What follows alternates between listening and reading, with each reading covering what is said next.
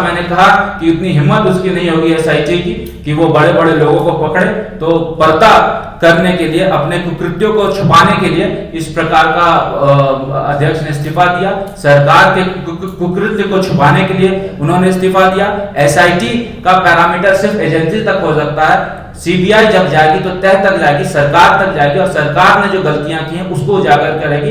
इसलिए मुझे ऐसा लगता है कि ये सरकार और पदाधिकारी दोनों की मिलीभगत से। मैंने तो आपसे कहा कि मैंने चार में मुद्दे हैं, उसके मुद्दे से सरकार से जवाब मांगूंगा, सड़क पर भी और सदन में भी। उनमें सबसे पहला मुद्दा हम लोगों का यह है कि क्या सरकार सिर्फ जेएसएससी सीजीएल की ही सीबीआई जांच नहीं, जेएसएससी जेई की भी सीबीआई जांच कराएगी, जेएसएससी लैब असिस्टेंट की भी सीबीआई जांच कराएगी, और जेएसएससी पीजीटी की भी जांच कराएगी कि नहीं कराएगी, और जेपीएससी 7 to 10th की भी जांच कराएगी कि नहीं।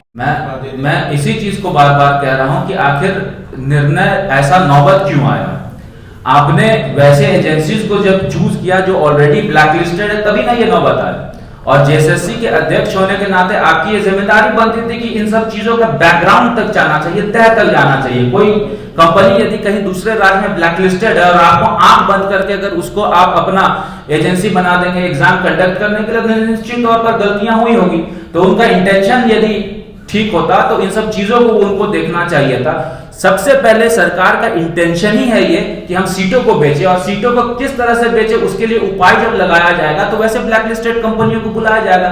आज एसआईटी की टीम के पास एविडेंस आया, जिस प्रकार से एविडेंस उन्होंने प्रस्तुत करेंगे वो, तो मुझे लगता है कि ये जांच का जो है दायरा और बढ़ेगा और सरकार तक भी जाएगा और अध्यक्ष के व्यवहार जाएगा। राज्य के एक एक युवाओं के साथ भारतीय जनता पार्टी खड़ी है, पहले दिन से खड़ी है। 4.5 साल सरकार को हो गया, लेकिन 4.5 साल में लगातार जिस प्रकार से दिखाई दे रहा है कि युवाओं के भविष्य को बेचने का ये सरकार काम कर रही है।